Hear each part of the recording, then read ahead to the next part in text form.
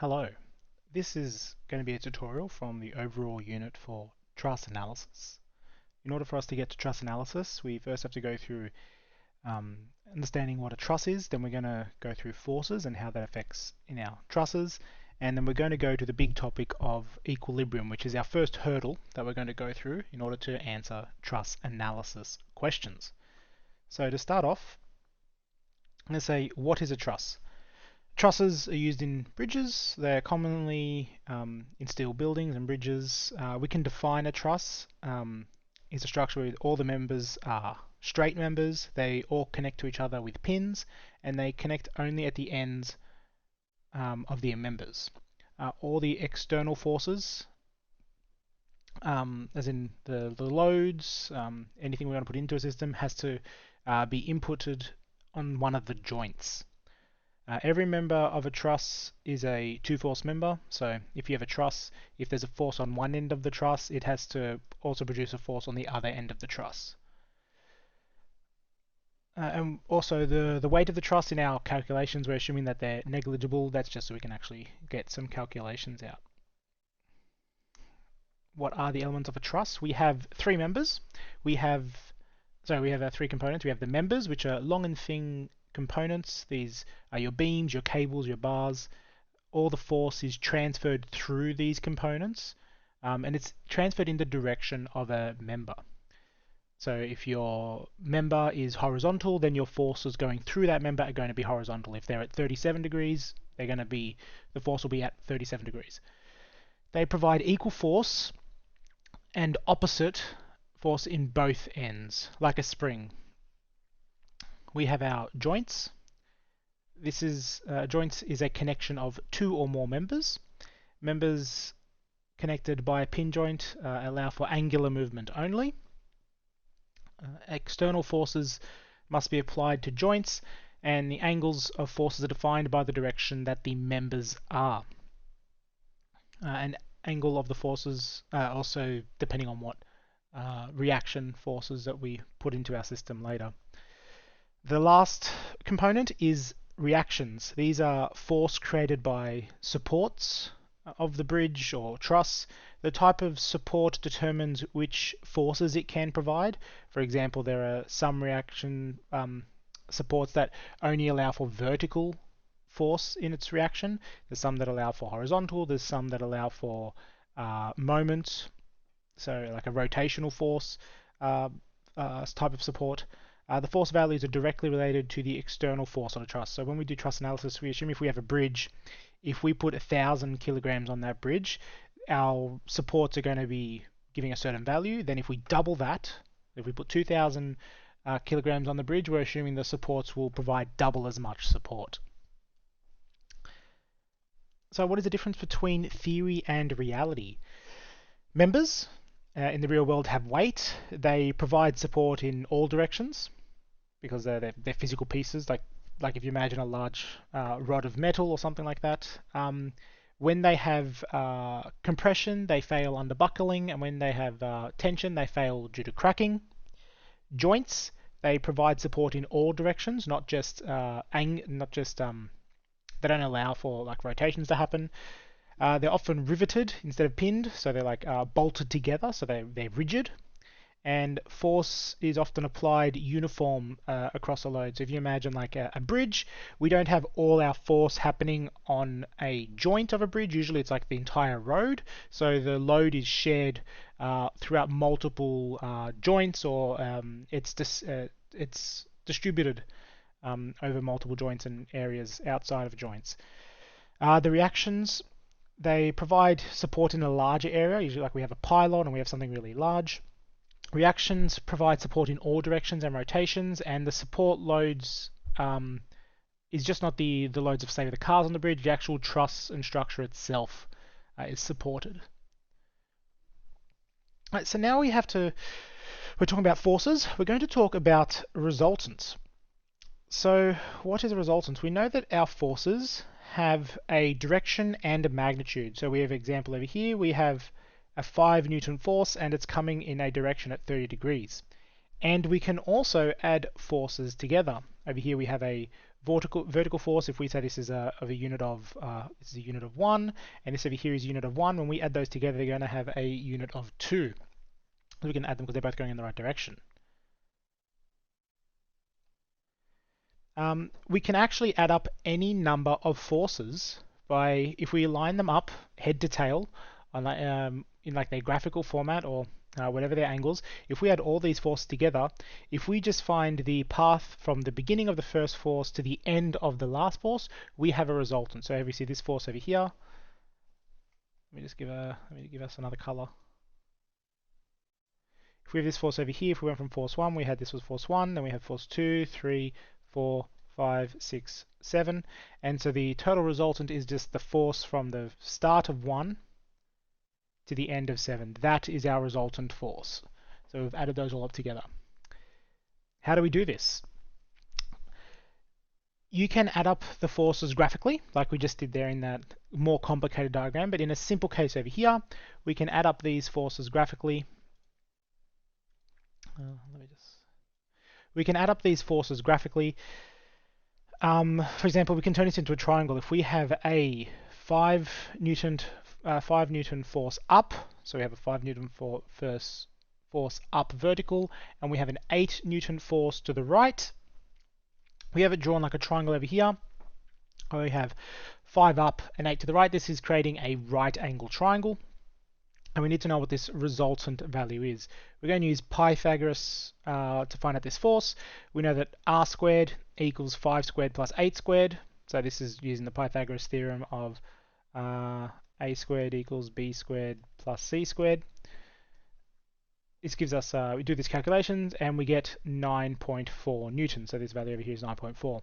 And we can also find the angle. We know because this over here, we've defined this as going to the right, so it's based off the horizontal. So if we find this angle, we know that this angle over here is going to be the same because this is a parallel line. So we can find this angle over here using trigonometry. We can say this is the tan, so T O A, so the tan equals the opposite over hypotenuse, so opposite over adjacent. So tan theta equals 5 over 8.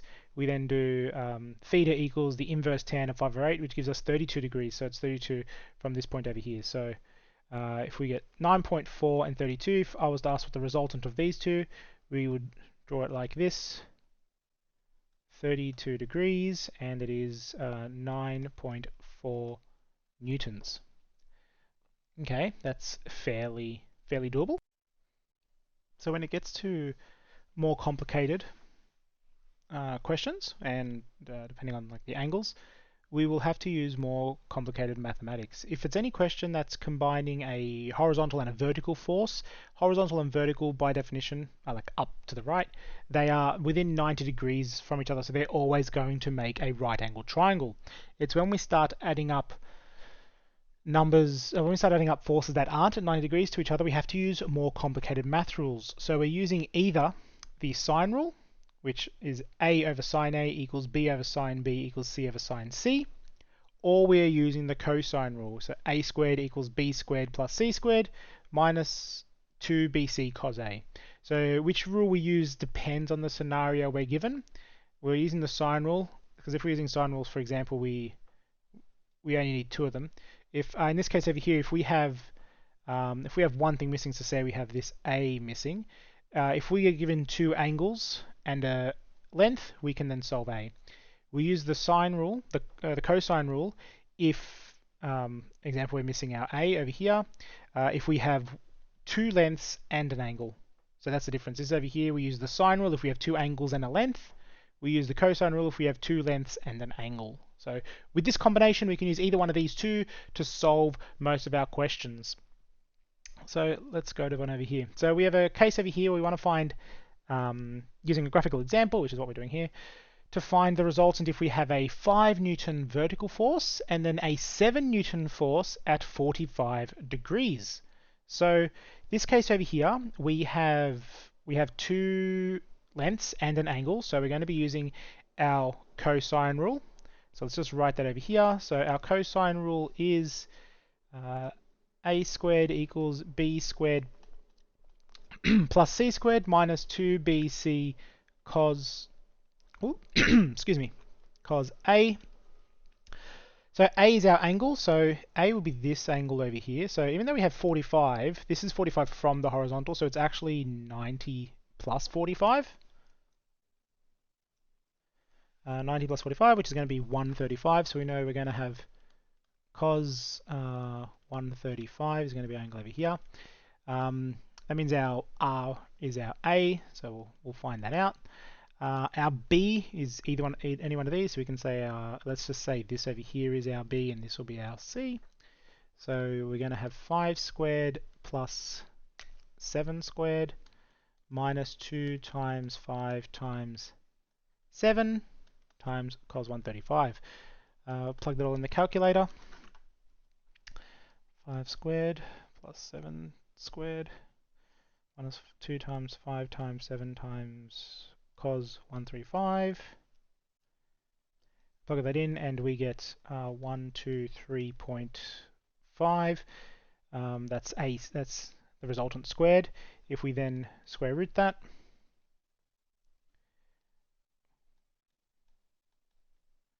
we get 11.1.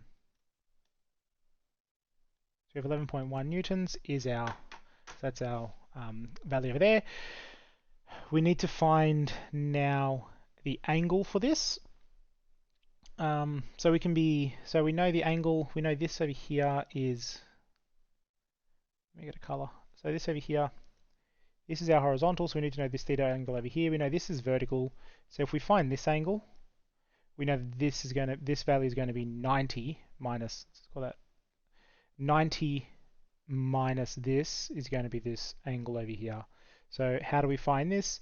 We can use, what do we have? We have an angle, and we have a length.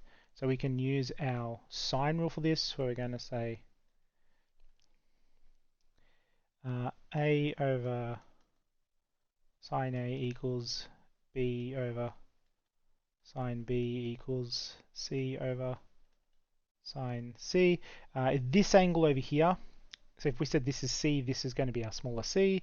So we can just, let's just pick, and we know this angle over here, and we know this length over here, so let's just ignore the b side of this equation. So we're just going to go the a's to A and C. Our sine, let's keep doing this over here. So we know our A is our 11.1 over sine 135 equals 7 over sine C. If we just rearrange this, we're going to get sine C equals sine 135 times 7 over 0.1. Let's just do that in the calculator over here because we're running out of space. Sine 135 times 7 over 1.1. It's going to give us a really small number, like a 0.4459, because that's sine C. Then if we're going to say C is then going to equal minus sine of, so the inverse sine of that number, which is then going to equal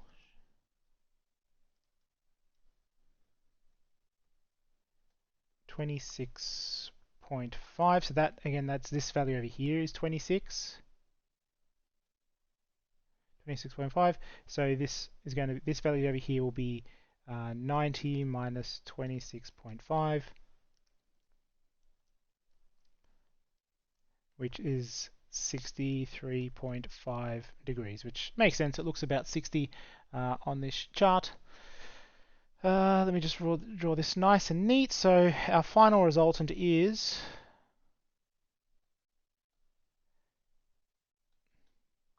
11.1 newtons, and its angle is 63.5 degrees. So we can add up our two resultant forces. Great. So what happens when we start to add up a lot of forces, we can't, it's going to be very difficult. We can do it. There's no reason why, if you have this awkward shape over here, we can add up, we can keep turning this into an infinite number of triangles. It just means we're going to be constantly doing the cosine rule and sine rule, and it gets very slow. What we can do is, we know that if we add up all our forces, we're just going to get into one resultant force, right? Which means that this one resultant force is going to end up being a combination of vertical and horizontal components. So we can add up any multiple forces, we'll make a single force. A single force can be represented as a horizontal vertical components.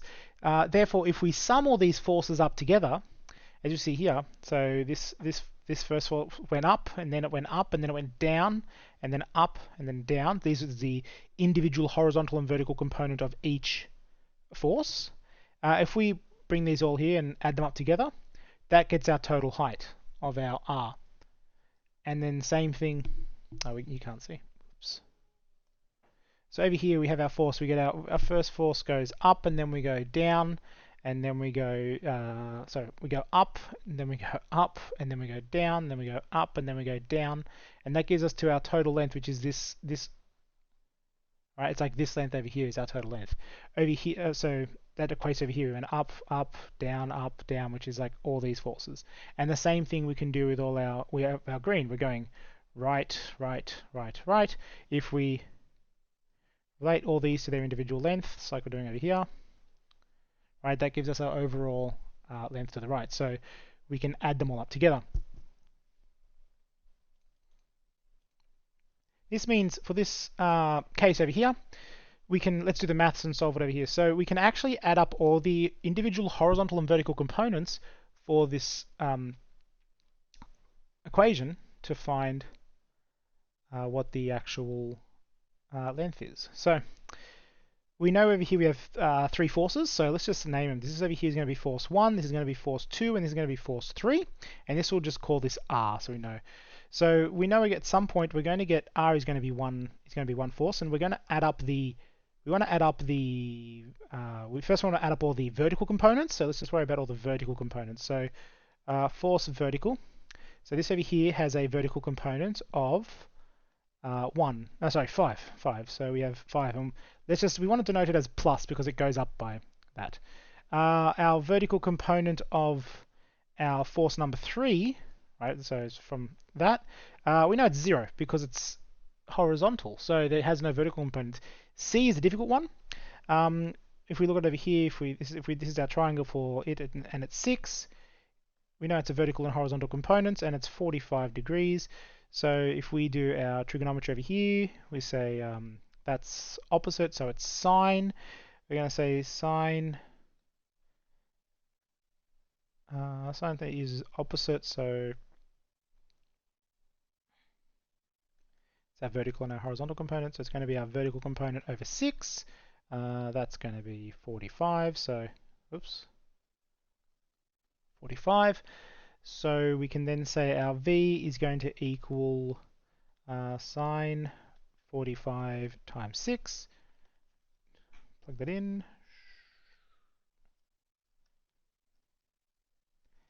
Equals 4.2. So plus 4.2. So if we add up all these vertical components now, we're going to get 9.2 newtons. And let's do the same for our horizontal. So our force horizontal, we have for force 1 we have 0. So plus 0 because it has no horizontal component, it's all vertical. 6 is, it's going to be the same because it's 45 degrees, but it's still going to be cos 45 equals h on 6. H is then going to equal the same thing. It's going to be cos 45 times 6.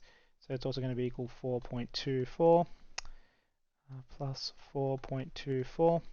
And then we have here our horizontal component for 3 is going to be plus 7. So over here, that should be 11.24. We don't have to go that exact actually. Let's just get rid of.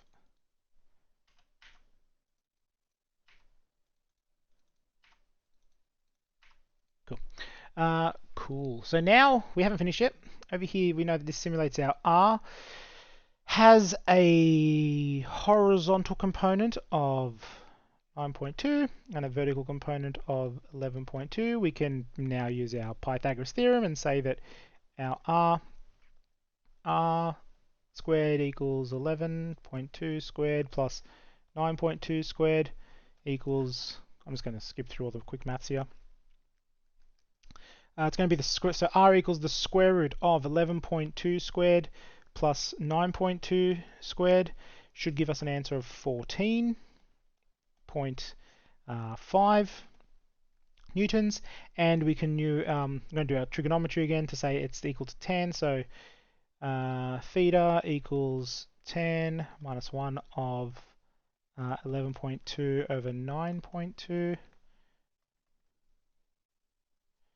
shift 10, 11.2 divided by 9.2 should give us an angle of 50.6 degrees. So our final answer will be 50.6 degrees, and it is 14.5 newtons. Good. All right, so we can add up, and the advantage of this method is we could add up, in theory, we can add up many different many different forces, and because every force can be broken down into a horizontal and vertical component, this method is easier for solving if you have a very complicated system with a lot of forces. It's easier just to break down every individual force into horizontal or vertical components. If your system is simple and it is only two forces, like in this case over here where it's only two forces, it's faster just to do it graphically. In fact, even if it's two forces and they're one's at an angle, it could still be faster to do it graphically. It's when you get to like more than three that you really want to start to break it down into horizontal and vertical components. But you should practice with questions of either examples and see which method works best for you.